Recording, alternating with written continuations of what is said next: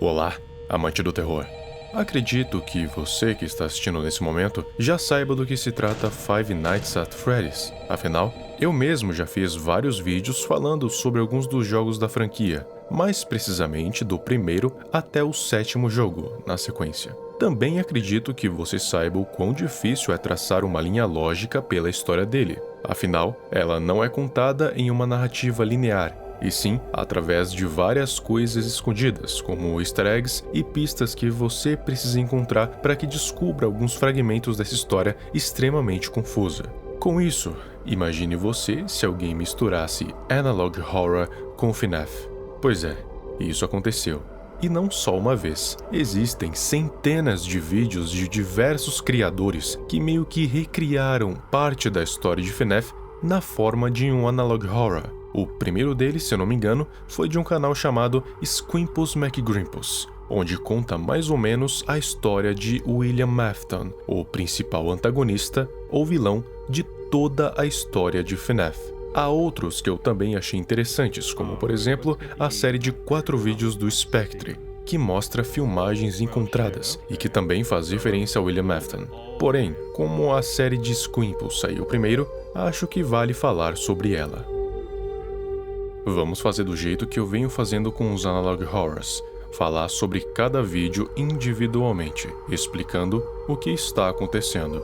O primeiro vídeo se trata de uma espécie de manutenção em Freddy Fazbear. É como um manual de instruções sobre como fazer a limpeza interna do animatronic. Há um botão na parte de trás do animatronic que o colocará em modo de manutenção. É necessário apertá-lo. Segundamente, tem um botão na parte de trás da cabeça dele, responsável por destravar a mandíbula superior e inferior. As remova com cuidado. Assim que fizer isso, aperte os 2 ombros do animatrônico para que as juntas se desconectem. Assim, será possível remover os 2 braços. A remoção dos braços é para que o torso possa ser removido também. Não é nos mostrado o que tem dentro do torso, mas é algo sangrento. E aquela voz que te fala o que fazer diz para que você fique junto ao torso e aceite o seu destino, ou seja, a sua morte. Até então, não se sabe o que isso significa, mas lá pro penúltimo vídeo, isso vai ficar tão claro quanto o dia. O segundo vídeo é algo parecido com o primeiro. É uma série de testes de membros feitos com o Bonnie. Começa tudo normal. Os testes feitos com os braços e pernas ocorrem normalmente. Porém, quando o rosto começa a ser o alvo, a estranheza vem à tona. Primeiramente, não acontece absolutamente nada. Bonnie fica apenas parado em um lugar, sem fazer absolutamente nada. Porém, ao chegar na mandíbula, ele simplesmente some e vai para a escuridão. Depois de alguns momentos, ele ataca. Logo em seguida das estáticas, é-nos mostrado uma caixa de presentes, pouco antes da marionete aparecer flutuando, juntamente com um som terrível.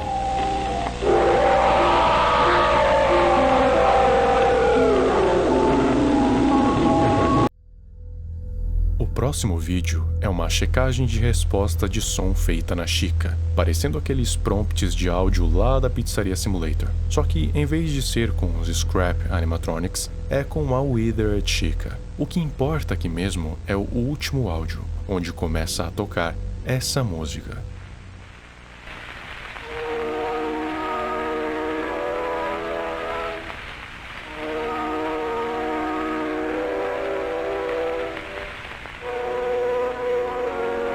Assim que ela começa a tocar, um diálogo vai começar a aparecer na tela, como se fosse a Chica falando conosco. Ela diz que aquela música lhe faz sentir bem, que lhe faz lembrar de pássaros, animais que ela adora.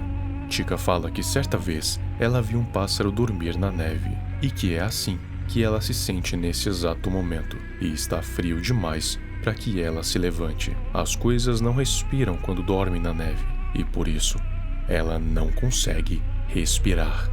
E permanece repetindo que não consegue respirar até que o rosto de uma criança aparece atrás dela. E com isso, o vídeo se encerra. O próximo se inicia com uma espécie de animação em cartoon do Foxy, mas o que interessa mesmo é a imagem que aparece entre as repetições dessa mesma animação. Basicamente mostra aquilo que todos que já sabem um pouco da lore de FNAF conhecem, que é a representação das 5 crianças desaparecidas, ou melhor, assassinadas. Mais ou menos na terceira repetição, uma voz robótica diz que aquela fita não deveria estar sendo vista e que era para descartá-la imediatamente. Mas claro, como não somos muito de ouvir esses avisos, vamos continuar assistindo.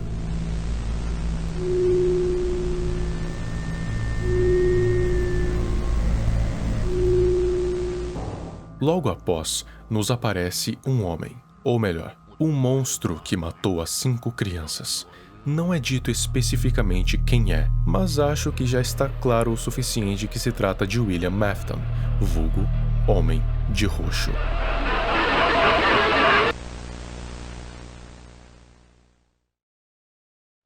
O vídeo não existente se trata de uma mensagem deixada por uma pessoa em específico, o filho do homem que ficou preso dentro do traje de Spring Bonnie.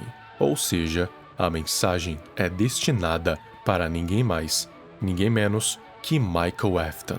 Os 4 últimos vídeos eram fitas que estavam dentro dos 4 principais animatronics, Freddy, Chica, Bonnie e Foxy. E como ele havia encontrado todas elas, nada mais justo do que ele ser presenteado.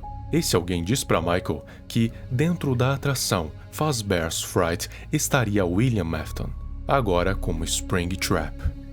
O dever de Michael era pegar a gasolina e colocar fogo em tudo. Ela diz que sabe que é muita responsabilidade, mas que era o único jeito de libertar a todos que residiam ali. O único jeito de libertar a si mesmo. Que Michael merecia um final feliz, e até mesmo seu irmão, cujo ele acidentalmente matou, iria perdoá-lo.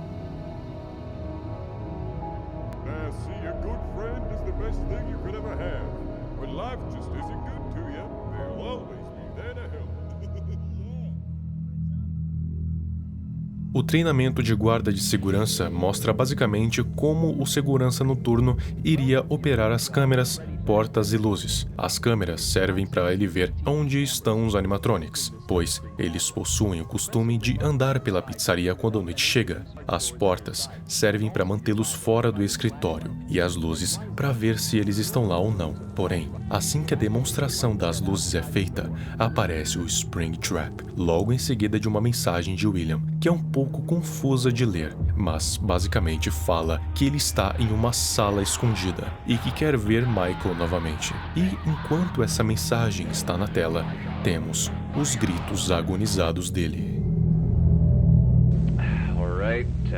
Você se lembra de que no FNAF 2, o cara do telefone nos diz que os Toy Animatronics possuem reconhecimento facial? Então, eles conseguem distinguir uma pessoa inocente de uma pessoa que já foi ou é uma criminosa, pois eles têm acesso aos dados criminais da polícia. Nesse vídeo, um homem faz esses testes, mostrando algumas fotos de alguns criminosos e pessoas inocentes. Quando a pessoa é inocente, simplesmente não acontece nada. E quando é criminosa, Toy Bonnie faz um alerta sonoro. First picture, innocent. All right, good. Second, criminal. Good, very good. Porém, pelo que parece, o homem pegou a foto de alguém que não deveria estar lá. E ao perceber isso, Toy Bonnie, ao invés de simplesmente fazer o sinal sonoro, avança com tudo para cima do testador, que lhe dá um choque controlado. Hey, no!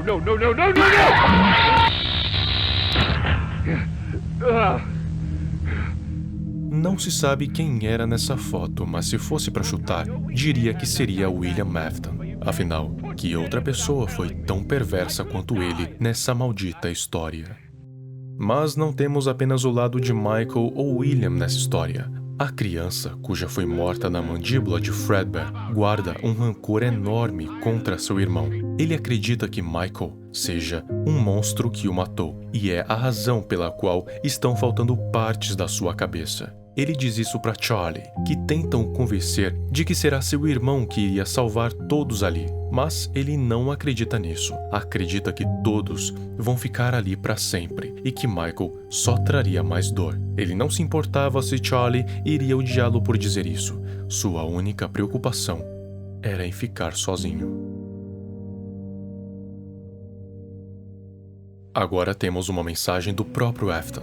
Pelo que dá a entender, ele deixou essa mensagem em uma fita cassete para ser encontrada por alguém, e a maior probabilidade era seu filho Michael. Esse cassete estava escondido, e William ia verificá-lo todo santo dia para que assim conseguisse perceber a menor das menores diferenças, e assim soubesse que alguém, no caso seu filho, teria mexido nele. A mensagem basicamente diz que depois que Michael acidentalmente matou seu irmão, William ficou louco de vez, mais do que era. Ele diz que a sua vontade era colocar as suas mãos em volta do pescoço dele e apertar até a sua vida se esvair dos seus olhos. Mas não o fez, porque assim seria descoberto. Então, a alternativa que ele pensou foi punir as crianças que eram tão levadas quanto Michael. Ou seja, na cabeça dele, todas as crianças que ele já matou mereciam a morte. Ele diz que tinha que ser eficiente, rápido o suficiente para não ser descoberto, afinal, as crianças gritavam bastante, mas devagar o suficiente para fazer o sofrimento durar. O que me leva a crer que cada criança que ele matou naquele dia, ele imaginava ser como seu filho. Ao fim da mensagem, ele diz para que, quando Michael guardasse a fita novamente, que a deixasse organizada do exato mesmo modo que ele havia encontrado, e que começasse a correr.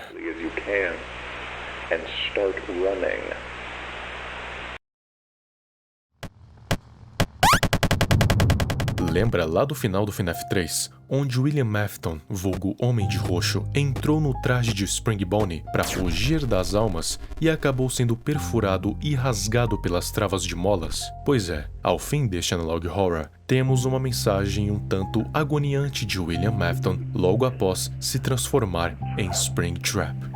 Em meio a gorgolejos esquisitos, ele fala que realmente achou que o traje iria o proteger, mas já sabemos o seu destino. Afton diz que foi como se seu coração tivesse parado por um momento, mas de uma hora para outra ele tivesse ressuscitado, mas sem forças para levantar ou se mexer, tanto que todos achavam que ele ainda estava morto.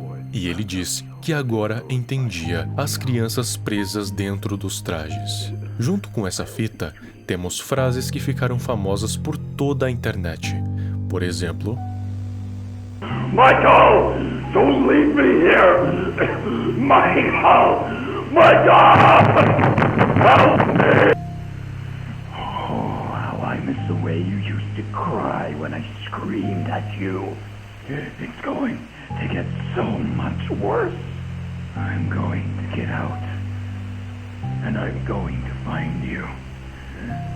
And I'll give you a real reason to cry. William ameaça Michael de todas as formas imagináveis, dizendo que vai matá-lo e dar uma razão verdadeira para ele chorar. E ao fim da fita, temos finalmente o quase embate entre os dois. Acontece basicamente aquilo que acontece na história oficial mesmo. Michael toca fogo na pizzaria junto de William Afton. Só que, como bem sabemos, e William faz questão de deixar isso bem claro, ele sempre volta.